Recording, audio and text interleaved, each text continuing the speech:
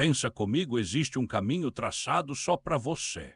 Um propósito divino, uma rota desenhada antes mesmo do seu primeiro respiro. Só que aí a vida acontece. O barulho do dia a dia, a pressão das contas, os planos que dão errado. E de repente parece que esse mapa foi completamente apagado. Você se sente perdido, como se estivesse dirigindo no escuro, sem placa, sem GPS, sem destino.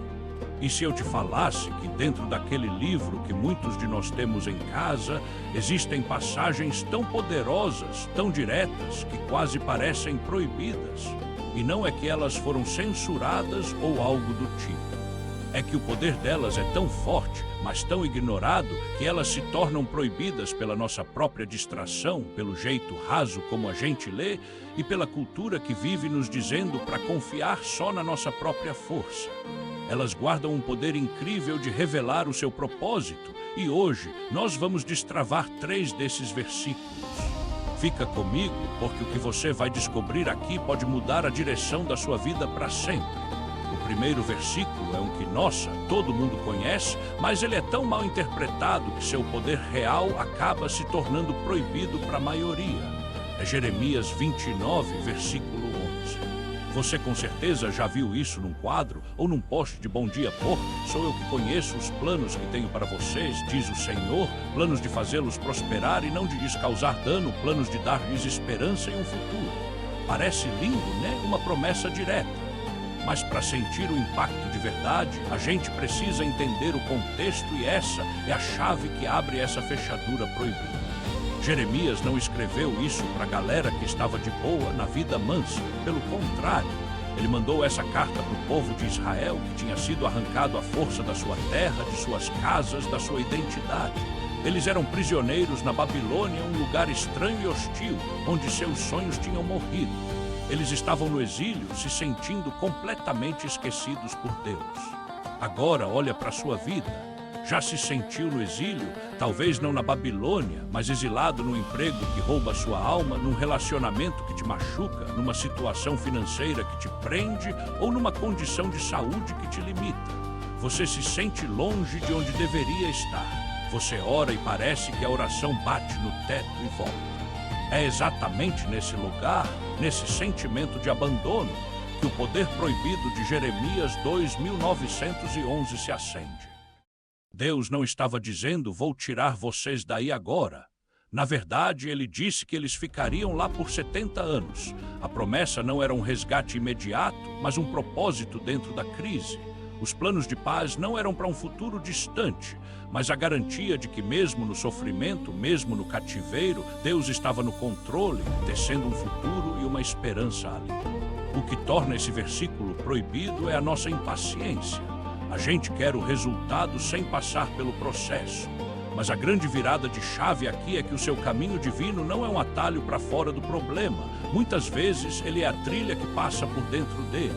Deus estava dizendo ao povo, construam casas, plantem jardins, formem famílias aí mesmo na Babilônia. Ou seja, floresça onde você foi plantado, porque o meu plano para você é muito maior que a sua situação atual. Essa promessa te liberta da ansiedade de achar que está no lugar errado. Deus sabe exatamente onde você está e Ele tem planos de esperança e futuro para você, não apesar de onde você está, mas começando exatamente daí. Essa é a primeira revelação do seu caminho. Ok, se o primeiro versículo nos dá a promessa de que existe um destino, o segundo nos apresenta o guia, o nosso GPS divino. Mas esse guia vem com uma condição tão radical, tão contra a nossa natureza, que a gente quase a proíbe de ser praticada a rendição total. O versículo é Isaías 48, versículo 17, assim diz o Senhor, o teu Redentor, o Santo de Israel, eu sou o Senhor, o teu Deus, que te ensina o que é útil e te guia pelo caminho em que deves andar. Pensa só no peso disso. Eu sou o Senhor, o teu Deus. Essa é a credencial dele. Não é um corracho qualquer. É o Criador do universo falando. E aí ele diz duas coisas essenciais, ele te ensina o que é útil e te guia pelo caminho. A primeira parte, te ensina o que é útil, já muda tudo. Na nossa busca por propósito, a gente corre atrás do que a gente acha que é útil, mais dinheiro, mais status, mais seguidores. Mas Deus diz, ei, sou eu quem te ensina o que é realmente útil. o que tem valor eterno, o que alimenta sua alma de verdade. Quando a gente deixa ele nos ensinar, nossos valores são reajustados. A segunda parte, e te guia pelo caminho em que deves andar, é onde o bicho pega. É aqui que a passagem se torna proibida para o nosso ego. A gente quer que Deus abençoe o nosso caminho, os nossos planos. Traçamos a rota toda no nosso mapa e só pedimos para Ele assinar embaixo. Mas o versículo é claro, ele nos guia pelo caminho que devemos andar, não que queremos andar. Seguir esse guia exige uma coisa que apavora a gente: tirar as mãos do volante, soltar o controle. É o que o Salmo 375 diz para a gente fazer: entregue o teu caminho ao Senhor, confia nele e ele agirá.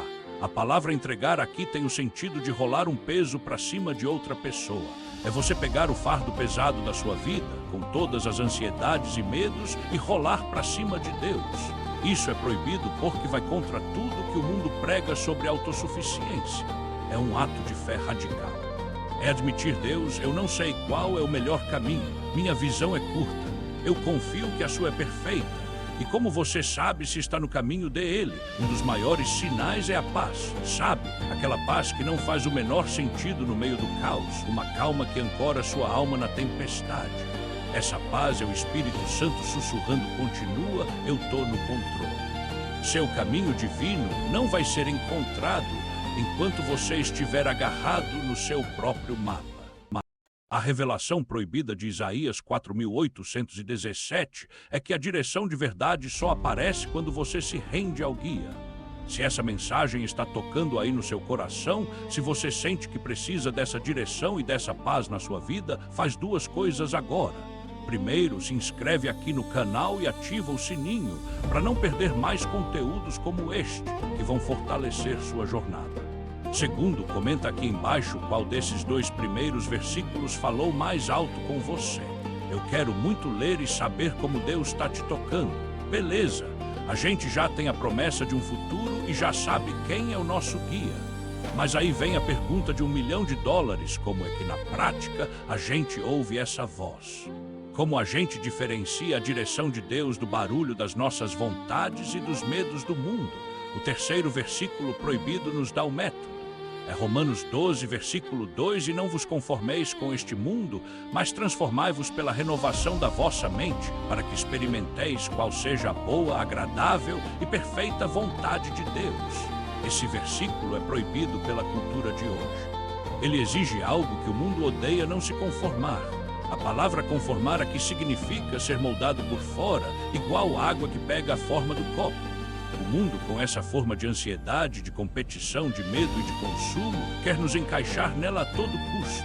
Ele grita que seu valor está no seu cargo, na sua conta bancária, na sua aparência. Resistir a isso é o primeiro passo. Mas o comando não para na resistência. Ele nos chama para uma ação: transformai-vos pela renovação da vossa mente. A transformação não vem de fora para dentro, é o contrário, é de dentro para fora. Renovar a mente é basicamente resetar seu jeito de pensar. Nossa vida é um reflexo direto do que a gente pensa e acredita. Se sua mente está cheia de medo, sua vida vai ser paralisada pelo medo. Se sua mente está cheia de gratidão, sua vida vai florescer. E como a gente renova a mente? Não é com pensamento positivo de Instagram, não. A Bíblia é direta: nós renovamos nossa mente nos alimentando da palavra de Deus. É um processo ativo, uma escolha diária. Jesus disse: santifica-os na verdade, a tua palavra é a verdade.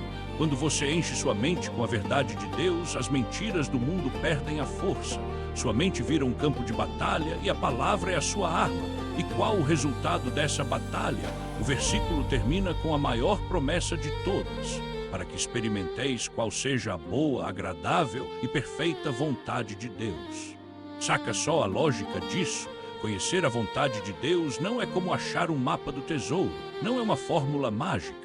É o resultado natural de uma mente que está sendo transformada para se alinhar com a mente de Cristo. Quando você para de ser moldado pelo mundo e começa a ser transformado pela palavra, você começa a experimentar a vontade de Deus. Você começa a querer o que Ele quer. Seus instintos espirituais ficam afiados. A direção dele fica clara, não porque uma voz vai gritar do céu, mas porque seu coração e sua mente renovados passam a sentir o caminho dele. O método proibido é a clareza sobre seu caminho divino não vem de procurar sinais externos, mas de um trabalho profundo aqui dentro de transformação. Então, vamos recapitular essa jornada. Os 3 versículos proibidos que destravam seu caminho divino. Primeiro, Jeremias 2.911, a promessa. Mesmo no seu exílio, no seu lugar de dor, Deus tem um plano de esperança para você. Seu caminho começa exatamente onde você está agora. Segundo Isaías 4.817, o guia. Deus se oferece para te ensinar e te guiar, mas isso exige sua rendição total. Seu caminho é encontrado quando você entrega.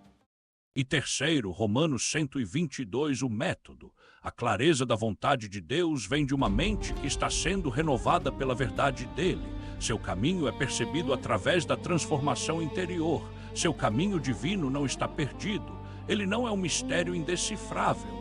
Ele está esperando para ser revelado através da promessa, do guia e da transformação.